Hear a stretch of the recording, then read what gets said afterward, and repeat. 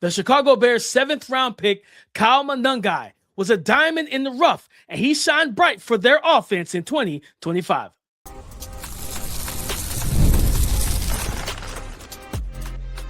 You are Locked On NFL Draft, your daily podcast covering the NFL Draft. Part of the Locked On Podcast Network, your team every day. Welcome back to the Locked On NFL Draft Podcast. I'm Damian Parson, and today's episode is brought to you by Game Time. Download the Game Time app, create an account, and use the code Locked On for $20 off your first purchase. On today's episode, the rookie report series continues with 7th-round pick and impressive rookie for the Chicago Bears, running back Kyle Monangai. I'm going to explain my grade, talk about the concerns from his rookie tape, but we're going to kick this show off talking about the pros. With the 233rd pick in the 7th round of the 2025 NFL Draft, the Chicago Bears selected out of Rutgers running back 5'9", 210 pounds, Kyle Monangai. And Kyle Monangai had a strong season for the Chicago Bears. In Ben Johnson's first season as the head coach with Caleb Williams and Rome Odunze and DJ Moore and all those guys, Colston Loveland, Kyle Monangai, they had an impressive rookie class, right? An impressive rookie class. Luther Burden, once he got healthy and he was on the field, impressive, dynamic, explosive. Colston Loveland proved that he was the number 1 tight end in last year's draft, not just to be drafted, but talent-wise as well once he was healthy. And then you got Kyle Monangai in the 7th round. And Kyle Monangai had a strong season, guys. Let's look at the numbers here. 169 carries, 783 yards rushing, 5 rushing touchdowns. He had 0 fumbles all season. And not only that, when you look at what he did yards per carry wise, 4.6 yards per carry. His rush yards over expectation plus 47, right? And just for some context, DeAndre Swift, who's a starting running back, 223 carries, 1,087 yards rushing, 4.9 yards per carry, 9 rushing touchdowns. His rush yards over expectation for the season, plus 128. He had 2 fumbles and 2 fumbles lost, right? So when you look at what Kyle Monangai was able to do, let's start with the pros, and it's simple. Kyle Monangai, his game started with this vision and his patience as a runner. He knows how to find lanes, and whether it was running wide zone, stretching that thing out, stretching out the play, attacking the outside hip of the tight end or the tackle, watching the defense overflow, overcommit, and then planting that foot, becoming a one-cut slasher and cutting upfield. Go back to, I believe it was the Bengals. He had he had one of my favorite runs was the Bengals run in that game where he just refused to go down. The run, there was a big run against the Eagles where he had his best game of the season actually against the Philadelphia Eagles, where, let me pull up here, against the Eagles, 22 carries, 130 yards rushing, 6 yards per carry, and 1 rushing touchdown in the game. And he runs with patience. He runs with attention to detail. He runs with intent. He wants to move second-level defenders, those linebackers. If you bring a safety down, he wants those guys to overcommit, to overflow, so he can cut up and really replace them at the second level. And once he gets into the second and third level of the defense, it is hard to bring him down. And that's one of the other keys with him. He runs behind his pads. He's a behind-the-pad runner. You hear me? Like, he runs hard. He runs physical. He runs with aggression. And I love that about Kyle Monangai. This is a guy that does not want to be tackled. And when you're 5'8", 5'9", you have a natural leverage advantage over most defensive players. So you got to utilize that, right? So you're talking about being hard to tackle. Typically, guys who are hard to tackle up top because of he has that upper body strength, you say, hey, chop the tree at its trunk.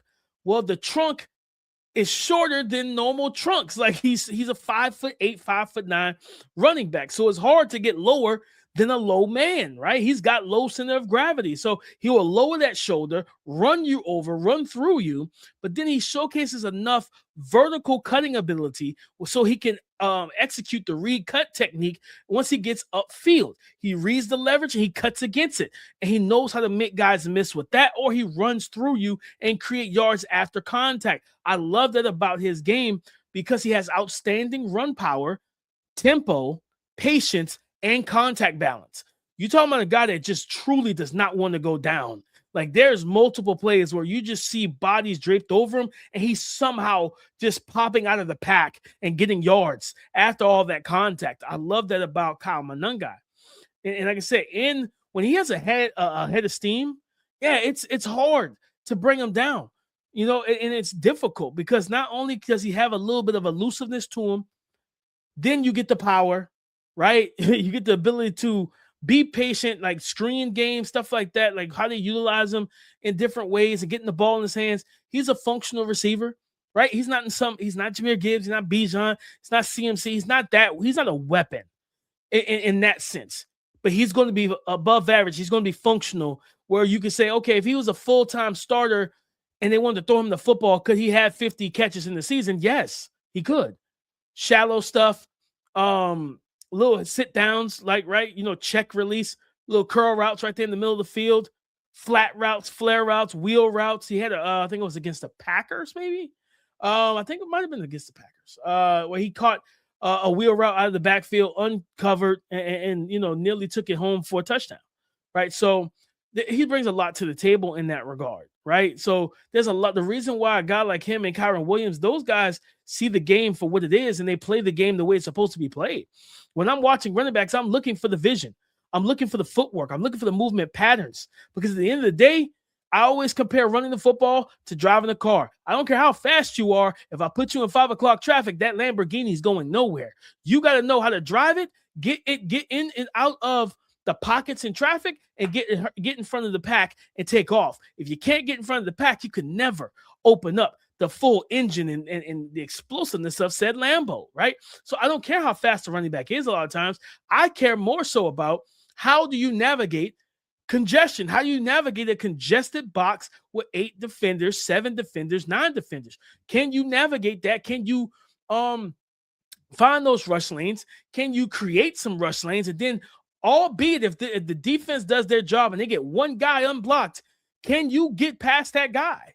Right? And Kyle Monangai has shown the ability to do that. A lot of times with power, but also be able to plant a foot in the ground, give you a dead leg, kind of a vertical cut, jump cut, and get around the guy. But even if they still grab hold of him, he still powers through it and is able to still get free and get upfield. The Chicago Bears not even stumbled themselves in. They took a flyer with the 7th round pick on Kyle Monangai, and the ROI was great. It was a really good ROI because, again, when you look at what they were able to do last season, running the football, you had nearly 2,000 yards, like almost 1,800 yards between, if not 1,800 yards. I think it might have been 1,800 yards, a little over, between your two starting running backs, between your starter and your backup. That's really good, considering your backup only started one game all season. So to have the ability out of your backfield to run for that many yards. Listen, you got a little over 1,000-yard rusher, almost 1,100-yard rusher, and then almost an 800-yard rusher. Ben Johnson told us, yes, Caleb Williams threw the ball 568 times, but they still ran the ball a lot. They still ran it a lot, right? So you're going to get the run game in Chicago, especially you're talking about in the cold months. And a physical runner like Kyle Monangai, who hits and that's the other part I love him. He embodies the slow to quick through mentality, slow to fast through. He oppresses the line of scrimmage with patience and with tempo. Once the lane opens up, he hits it, and he hits it with full speed and burst and acceleration. And then, like I said, that's when you get into a situation where, hey, he might run through my face mask if I'm not correct as a defensive player. So again, really good stuff I saw on film from Kyle Monangai and how he runs the football, how he was able to be successful. And I think the way he wins, he can have himself an 8 to 10 year career because his style of play translates year after year. It translates year after year. But guys, coming up next, I'm going to break down the concerns, the things about Kyle Monangai's game that could hold him back for being a top shelf starter or potential starter and productive running back in the NFL. That coming up next. Workplace chaos, deadlines stacking up, and inbox overflowing, and the one position you still have to fill is sitting open. When the pressure's on and you need the right hire, this is a job for Sponsored Jobs. Indeed, Sponsored Jobs helps you reach the people who actually fit what you're looking for: skills, experience, location, so you're not just hoping the right candidate stumbles across your post. And here's a stat that says it all. In the minute I've been talking to you, companies like yours made 27 hires on Indeed, according to Indeed data worldwide. So if you're hiring, spend less time searching and more time interviewing candidates who check all your boxes with Indeed Sponsored Jobs. And listeners of this show will get a $75 sponsored job credit to help get your job the premium status it deserves at Indeed.com/podcast. Just go to Indeed.com/podcast right now and support our show by saying you heard about Indeed on this podcast. Indeed.com/podcast. Terms and conditions apply. Need to hire? This is a job for Indeed Sponsored Jobs.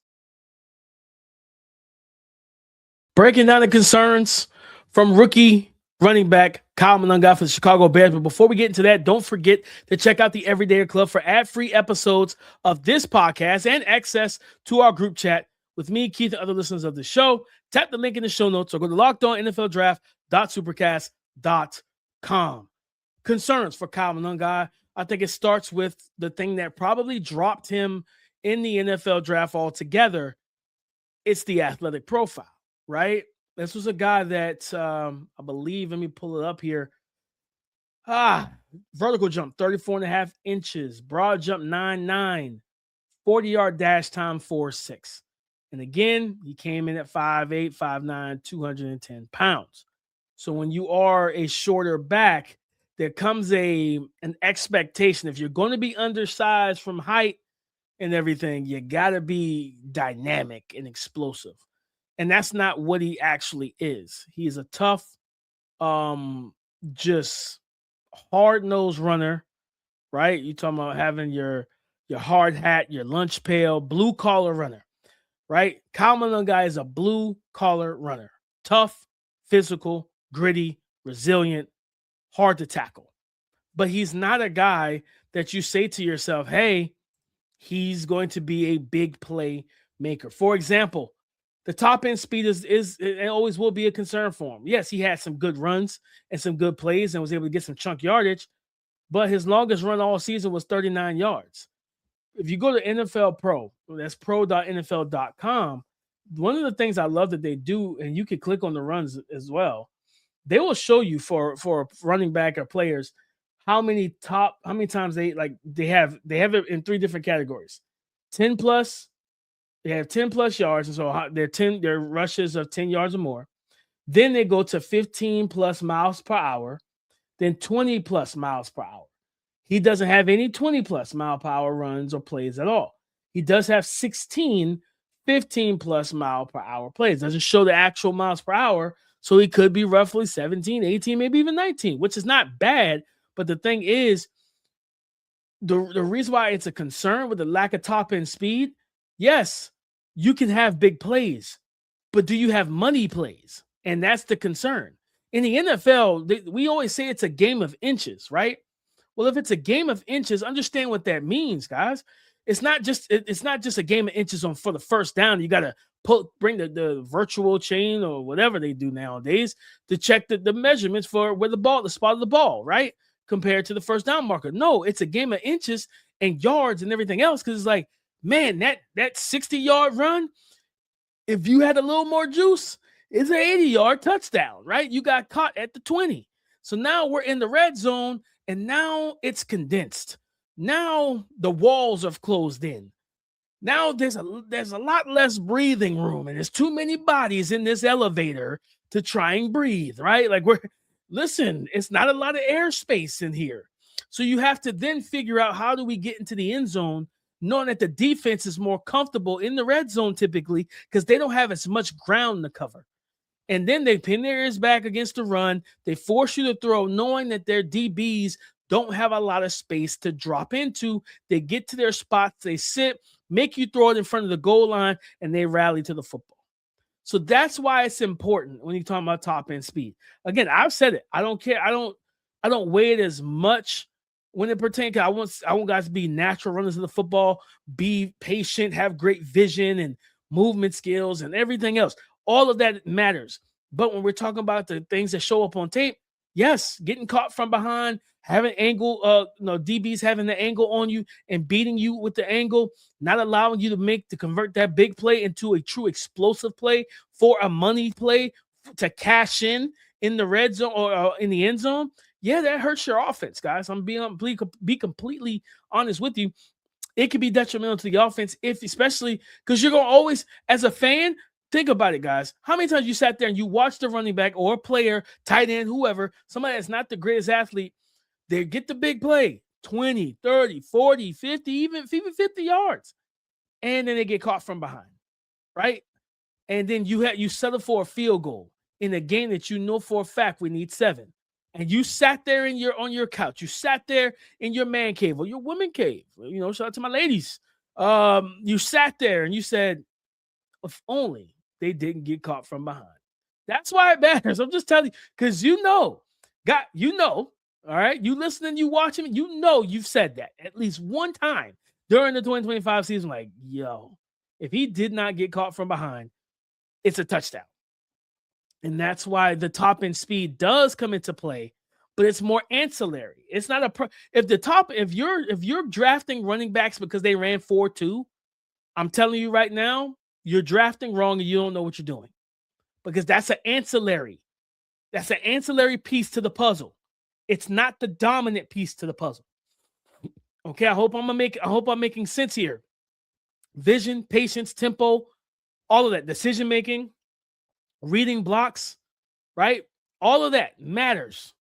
All of that matters more than they come before speed for me, because you could be fast and go nowhere fast, right? College football 26 fans, Madden fans, you hit that turbo button before and you're running the football and you're running wide zone left, stretch to the left. You see that cutback lane and you hit turbo before you square your shoulders to the line of scrimmage. You're running right into the back of one of those offensive linemen that's trying to open up that lane for you. You know that. You know what I'm talking about, gamers. Okay? So that's the key. It's the same thing in real life. You're going nowhere fast just because you're fast, okay? You need to be able to read, find the lanes, hit them at top end speed with burst and acceleration, then reach your top end speed. Your top end speed is more deadly in open field than it is in the backfield, because it means nothing in the backfield going east and west. So that's why I praise him for not being the fastest and making it work. But this is why I'm docking him for not having the top end speed, because honestly, that's why the NFL docked him too. Because again, 5'9", 210, you want at least 4 or 5, but he was 4'6". So it is what it is. Not having that dynamicism and explosiveness at times, it shows up, right? I think the other concerns I have for him, but things it's coachable, just pass pro refinement. In college, he was really good in pass pro. I think there was, again, the NFL is a big man, grown man league, right? So yes, we love to post the clips of him chipping, or these backs chipping somebody. Yeah, that's great. But what happens when the defense does their job, show simulated pressure, right? Attack your offensive line and get a free runner. Because Keith always talks about this. At LSU, they had a rule in pass pro: big on big, small on small. They didn't want Clyde Edwards-Helaire trying to block a 310-pound defensive end. That's not what they wanted. They wanted the offensive line to block the big guys. Those linebackers, those safeties, those corners, running back, you should be able to take care of that. But there were some reps where I saw he got ran through because he tries to step up. He's got the effort. He steps up and he tries to absorb. And typically that's not the best to me when you're undersized, because yes, when you're the guy going forward, you have a head of steam, you can run through guys. But when they have a head of steam and you don't have the same, that body type that can give you a little bit more oomph to absorb and drop your anchor, they're going to run through you. So that was something that shows up, is that you can run through his chest and get to him, and get to the quarterback, right? Then at times he's got a tendency to kind of lunge when he wants to be aggressive and make contact. And NFL savvy vets, man, they're gonna trick you. They're gonna get you to lunge. They're gonna club with the long arm over swim combo, and they're right there sacking your quarterback. So I want to see him, just get better with that overall. Again, talking about the athleticism and the lack thereof, in the sense of like short area explosiveness and burst, which you deal with when trying to negotiate backfield pressure and penetration from the defense, that it could stall out some of his runs because he's not able to get up to a head of steam, and he's not able to he's not Jahmyr Gibbs. He's not Bijan. How many times have we seen Bijan and Jahmyr jump cut, right? And just get away from guys. I talked about it with Jeremiah Love. He was able to do those type of things. Yeah, that's probably not going to be the case for Kyle Monangai. That's going to string together those cuts just consecutively without losing momentum, or do it in such a twitchy, sudden, and explosive way. So those are the things that you have to, that's not something, I don't know if that's something that you can truly, the burst and acceleration that he's going to really improve much on. It just kind of is what it is.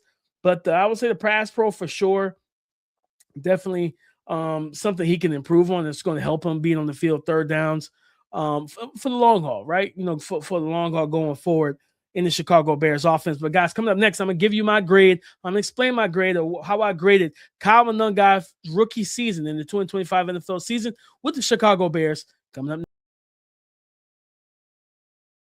We can stream anything, order food in minutes, do everything from our phones, and somehow buying tickets to live events still feels harder than it should be. Long lines, confusing checkouts, prices jumping at the last second. It shouldn't be that difficult. And that's why there is Game Time. It gives fans the advantage and makes getting tickets fast and simple. Guys, you could see the full price up front, no surprise fees at checkout. The seat views are huge. You can check your exact view before you purchase or buy your tickets. So take the guesswork out of buying tickets to every type of event with Game Time. Download the Game Time app, create an account, and use the code LOCKEDON for $20 off your first purchase. Terms apply. Again, create an account and use the redeem code LOCKEDON, LOCKEDON, for $20 off. Download the Game Time app today. Again, download the Game Time app today. Thank you for making Locked On NFL Draft your first listen of the day. And thank you for making Locked On Podcast Network the number one sports podcast network in America. It's all because of you. Explaining the grade for Kyle Monangai's 2025 rookie season with the Chicago Bears. I gave him a B-. I thought he did well for being a backup running back.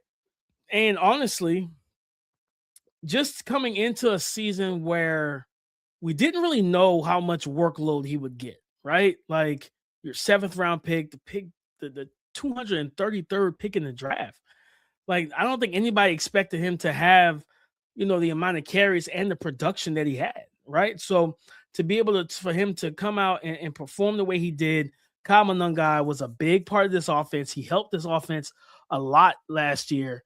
And I'm excited to see what it looks like going forward. But yeah, I think a B-, man. Again, coming as a backup running back, and you're placed in a position where you're asked basically you expect him to be kind of the change of pace guy, right? Because you got the more dynamic, shifty pass catching style of DeAndre Swift, and he brings more of a physical kind of mini sledgehammer type of vibe. Because there's a run, there's one against Philly where in the high red zone, I think it's like the 20 or 15 yard line, and he runs hard. He's bouncing off of tackles. He's driving his legs, almost get to the end zone. But he had one run early in the season. I can't remember which game it was, but he actually did convert that type of run for a touchdown, right? Like a 15-yard, just ground and pound physical run and everything. So I think, I think a B- makes a lot of sense, right? He was good. He wasn't great. He wasn't elite or anything like that. He was good. He was really good for them. And I think overall, just again, the things I talked about in dealing with backfield pressure and penetration and being able to quickly negotiate that and make something of it, make something out of nothing, right? You want to see if he can do that a little bit more often, or you don't want, if you're the Bears fans, you don't want that, but just from an evaluation standpoint, that's what you like to see. But the vision, the tempo, the patience, the ability to lower his shoulder, the ability to run hard behind his pads, the contact balance, and just sheer motor and determination and desire to not go down on contact. Like you can't, guys, you can't coach that into a running back, right? You cannot coach that into a running back, and it's not something to develop. You got to mentally be wired that way, that the contact that you're going to deal with, that you're aware that that's what you signed up for, that contact actually excites you. You like, you know what? I want more. I want more, right? Like that's what the good run, that's what the best of the best and the good talented running backs. If you don't like crave physicality as a running back, like I think Jeremiah Love said he tries not to get hit, and I understand that because for longevity purposes, but he understands I'm going to get hit, right?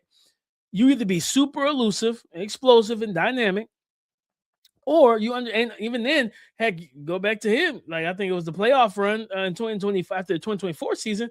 He's got a knee brace on his left knee, and he runs through like 3 or 4 guys and just pushes the pile and scores a touchdown to the Jeremiah Love. So not to say that he doesn't want contact, but again, like it's very rare you're going to be successful and say, man, I'm trying to avoid as much contact as possible. It's just it's not easy to do. It's very difficult to do that. So I think Kyle Monangai was good. I think the Bears found themselves, again, potential starter if you want to take that Kyron Williams route. And I think you can get yourself 2 or 3 really good years, similar to what the Rams are getting out of Kyron Williams. You know, or at worst, he's a strong RB2. And I think what he showcased in year 1 as a running back lets you know that, hey, you know what? Give me another year. Give me 1 more year, and I promise you, like, give me more time, and I'm going to be able to produce more. Give me more touches.